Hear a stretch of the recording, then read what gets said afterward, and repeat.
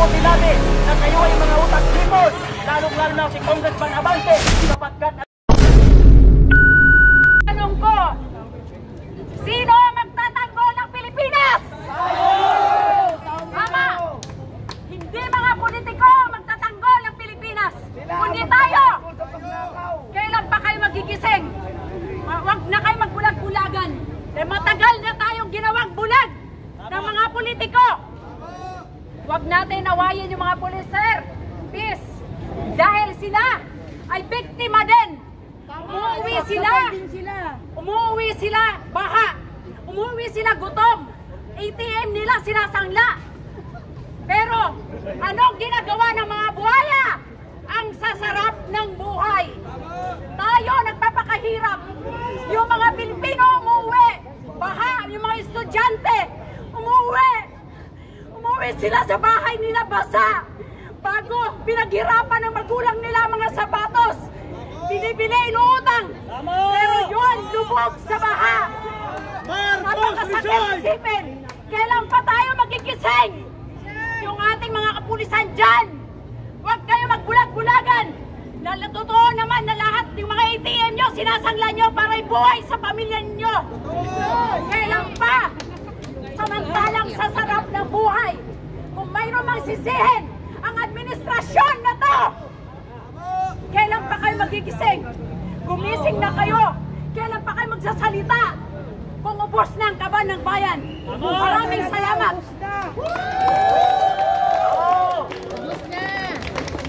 totoo naman lahat ang sinabi niya.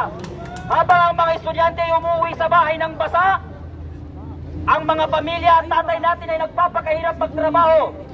Kahit kailan hindi nasubukan ng mga politiko magtrabaho ng 24 hours. Hindi nila nagawang mamasada ng 24 hours para may mapakain sa pamilya. Hindi nila nasubukan umakyat sa mga kabundukan upang magtanim ng mga kamay.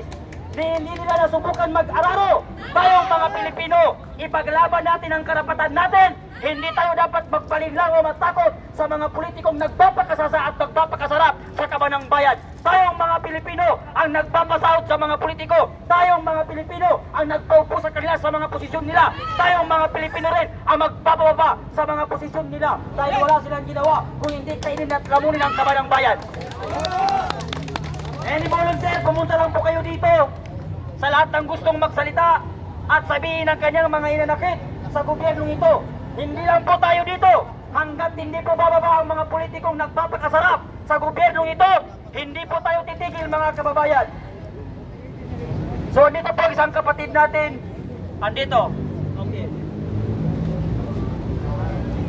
Magandang hapon po sa ating lahat. Kinakatawan ko po ang mga riders dito sa Pilipinas. Mabuhay po ang mga riders. Bilang ordinaryo pong mamamayang Pilipino, karapatan po natin ang magandang serbisyo ng pamahalaan. Yes! Karapatan po natin ang magandang establishmento at mga istruktura na ginagamit po nating araw-araw. Pero wala po sa kalidad dahil sa luho at pagnanakaw na ginagawa ng mga nanunungkulan. Sagad na po ang galit ng mga Pilipino. Huwag nyo na pong kimkimin yan. Kami po ay nakikiusap. Samahan nyo na kami. Sa darating na September 21, sama-sama po tayo ipagsisigawan ang galit ng Pilipino sa mga magdanakaw na politiko na umaabuso sa pasensya ng bawat Pilipino. Mabuhay ang mamamayan! Mabuhay! Mabuhay ang Pilipino! At mamatay ang mga kurakot! Congressman Abante, kanina po yung umulan. Kaya marapat na pong lumangoy ka ng patras. Sapagkat ang House of Representatives ay hindi man kailan paniniwalaan ng mga Pilipino. Paano mapapaniwala ang mga Pilipino na may mapupuntahan ng investigasyon kung ang nag-iimbestiga ay sangkot sa nakawan sa gobyerno? Kaya mga congressman na magnanakaw, mga hutak-hipon na mga politiko, at mga utak-hipon na kontraktor at mga utak-hipon ng mga anak ng mga congressman na yan ay marapat lamang po na kayo ang kakarmahin. Bakit ko po sinabi na kayo ay mga utak-hipon? Lalong-lalo na si Congressman Abante sapagkat ang isang hipon ay naghalawang utak pati na hindi niya napaghiwalay ang tama't mali. Sino pa ba ang susunod? Lumabas na kayo, mga Pilipino. Huwag kayong mahihiya sapagkat atin ito. Atin ang bansang ito, atin ang hinahanap natin, atin ang ipagtatanggol natin, mga kababayan. Karapatan ng bawat isa sa atin na halongkatin at hanapin kung saan napunta ang budget ng flood control. Nanggagaling mismo sa Pangulo natin. Siya mismo ang kauna-unahan nagpapakalat ng fake news. Noong sa kanyang zona, mariin pong sinabi ng ating Pangulo na mahigit 5,500 ng flood control ang natapos na at mas marami pang sinisimulan. Ang tanong ng taong bayan, Mr. President, saan mo nilagay ang flood control na yan? Sa langit? O ang nilagyan mo ng flood control ay ang mga bulsa ng mga politiko lalo na si Martin Romualdez? Habang ang mga Pilipino naghihirap, may mga batang natutulog sa lansangan, may natutulog ng gutom, merong nagtatrabaho at nagpapakahirap, habang ang mga anak pala ng politiko nandoon sa ibang bansa nagbabakasyon. Ang mga pera ng taong bayan, ang mga buwis ng taong bayan nagpapakahirap ay kinakain pala ng mga anak ng politikong nagpipiling prinsesa at prince. 759,000 ang nilalamod ni Gisela Alonte every kainan niya. Hindi na kayo nahihiya mag-flex ng mga kayamanan ninyo sa social media. Hindi ba kayo nahihiya sa mga Pilipino? Lalong-lalo na si Gisela Alonte na nag-post pa siya na wala siyang utang na loob sa mga Pilipino. Wala ka palang utang na loob sa mga Pilipino. Ngunit hindi mo ba alam na ang nilalamon mo, ang kinakain mo at pinagyayabang mo sa mga followers mo ay kaba ng bayan? Si Calvo Captain yun! Mahiya naman kayong mga politiko kayo. Sino pa ba ang gustong magsalita? Pumunta kayo dito sa harapan natin para mailabas ninyo ang inyong mga inahin. Huwag na po tayong magbulag-bulagan. Huwag tayong magbingi-bingihan sa nangyayari dito sa ating bansa. Okay.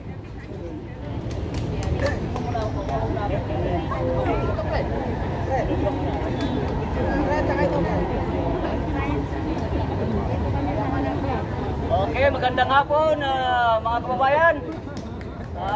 Ako po nanggagaling sa malayong lugar. Ako po ay nakikisa sa ating mga kababayan para natin sabay-sabay babantayan ang nangyayaring korupsyon sa ating bayan.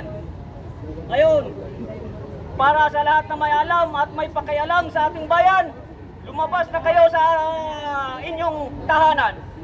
Ang tayo ay magkaisa, huwag kayong matakot magsalita, karapatan natin ito. At ako'y naniniwala, ang kapangyarihan ng pamahalaan ay nananahanan sa taong bayan. Kung hindi nila kayang baguhin ang ating bansa, tayo ang gagawa nito. Lahat tayo biktima rito. Hantayin pa ba natin magiging dagat ang ating bansa? At sila may pupuntahan ng ibang bansa dahil marami na silang pirang na kurap. Tayo may iiwan sa baha.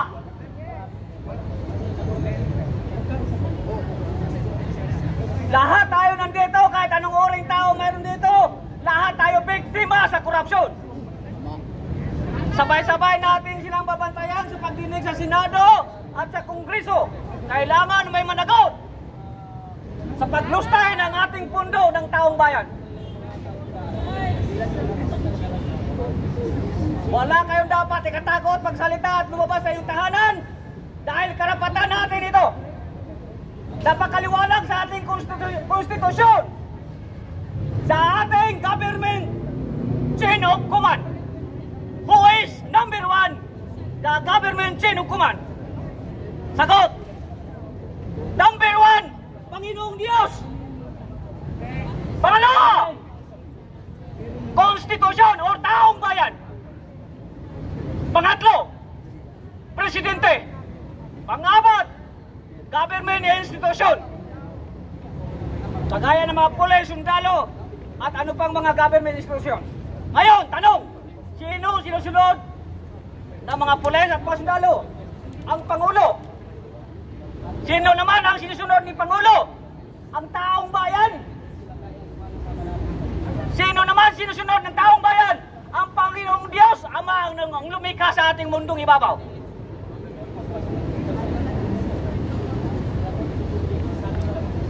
Kailangan ninyo manindigan at lumabas sa inyong mga tahanan. Uulitin natin ang ating pagtipon-tipon this coming 21.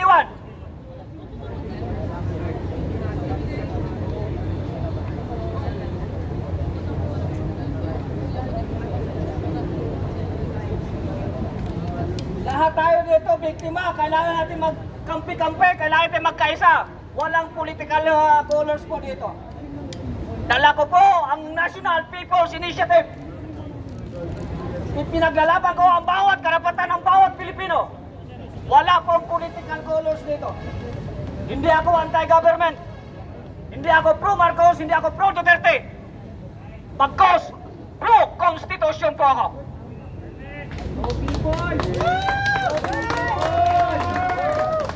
At ako'y naniniwala sa panahong ito na sinasabi ni Jose Rizal, kabataan ang pag-asa ng bayan.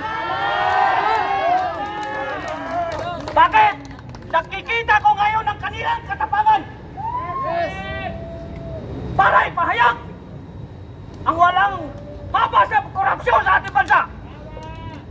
Kailangan natin silang labanan.